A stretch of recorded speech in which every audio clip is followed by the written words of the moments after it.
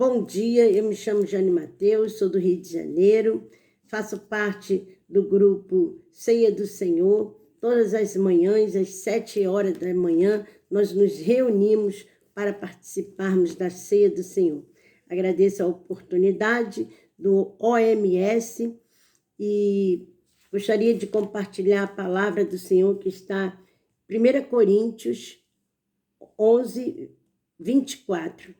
Que diz assim, 11, 23, que diz assim: porque o que eu recebi do Senhor, o que também lhes entreguei, que o Senhor Jesus, na noite em que foi traído, pegou um pão.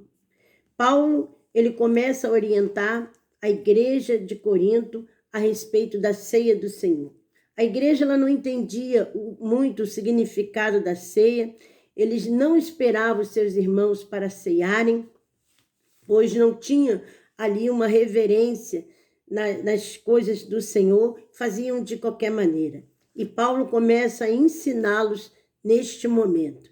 Mas ele diz aqui que o Senhor, na noite que foi traído, Jesus ele veio com uma missão de salvar o seu povo dos seus pecados. Mas Jesus também foi traído. Mas mesmo Jesus sendo traído, ele não abriu mão de estar ali com aqueles 12 homens para ceiar, para ter aquele momento de comunhão, porque ceia é comunhão. Ceia é estar junto, é estar ali em comunhão com Deus e com os irmãos. E olha o que Jesus diz quando ele vai celebrar a ceia em Lucas 22, ele diz assim: então Jesus lhe disse, 22:15, tenho desejado ansiosamente comer esta Páscoa com vocês antes do meu sofrimento. Vendo? Antes do meu sofrimento. Jesus diz para eles: eu tenho ansiado, eu tenho desejado comer essa Páscoa com vocês. Meu amado e minha amada irmã, eu creio que todas as vezes que nós separamos para ceiarmos, para participarmos de uma ceia do Senhor, para trazer à memória o sacrifício de Jesus naquela cruz do Calvário, ele se alegra, ele fica regozijando de nós estarmos dando importância a este ato simbólico, que é de trazer à memória a morte e a ressurreição de Jesus Cristo. Pois ele diz aqui, pois eu lhes digo, nunca mais comerei, até que ela se cumpra no reino de Deus. Jesus diz que nunca mais eles irão ceiar com ele, até que se cumpra no reino de Deus. Nós estamos ansiando por aquele dia, aquela ceia grande que vai acontecer lá no céu.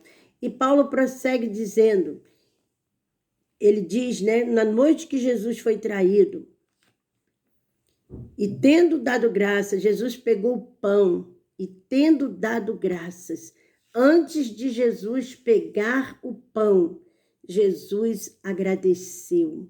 Jesus deu graças, mesmo naquele momento de tristeza ali, porque ele sabia o que iria acontecer com ele, mas ele não deixa de agradecer ao Pai, ele não deixa de agradecer a Deus por aquele momento. E tendo dado graças, o partiu e disse, isto é o meu corpo, que é dado por vocês. Jesus pega ali aquele pão e parte, simbolizando o corpo dele sendo rasgado, sendo triturado, sendo massacrado, esticado como ele ficou naquela cruz. E ele diz, isto é o meu corpo que é dado por vocês. Nós não éramos nem nascidos ainda, e Jesus já estava se entregando pelas nações. Jesus já estava se entregando por nós. Jesus ele veio com uma missão de salvar o seu povo dos seus pecados, de salvar a humanidade dos seus pecados, porque nós estávamos fadados a passar a eternidade sem Jesus. Mas ele se entrega, ele diz: isto é o meu corpo que é dado por vocês. Simbolicamente, Jesus pega o pão e diz: isto é o meu corpo que é dado por vocês. Façam isto em memória de mim. Façam isso em memória de mim. Se lembre de como eu morri naquela cruz, de como eu fui humilhado e maltratado por vocês. Do mesmo modo, depois da ceia, pegou também o cálice, dizendo: este cálice é o cálice da nova aliança no meu sangue. Façam isto todas as vezes que o beberem em memória de mim. Logo após, Jesus partiu o pão, deu para os discípulos, ele pega o cálice e ele diz: este é o cálice da nova aliança. É o cálice da nossa liberdade. É o cálice aonde nós estaríamos provando a liberdade do Senhor, porque o seu sangue foi derramado naquela cruz. Este é o cálice da nova aliança. Uma nova aliança estava sendo firmada ali na cruz, para que eu e você não morrêssemos, mas que tivéssemos uma vida abundante através da morte de Jesus. Jesus, ele cumpriu a sua missão até o fim. Foi dolorido, mas ele não deixou. Ele foi como um cordeiro mudo. A Páscoa dos judeus, ela celebrava a saída do povo hebreu do Egito. A Páscoa de Jesus celebra uma nova aliança, uma nova esperança que eu e você podemos termos quando recebemos Jesus como nosso Senhor e Salvador de nossas vidas. E ele diz: porque todas as vezes que comerem este pão e beberem o cálice, vocês anunciam a morte do Senhor até que ele venha. Todas as vezes que nós ceiamos, todas as vezes que nós obedecemos o que a palavra de Deus diz, nós estamos lembrando, nós estamos anunciando às nações que Jesus vai voltar, que Jesus vai voltar, que Jesus vai voltar. Ele morreu e ressuscitou e vivo está e voltará para levar a sua igreja.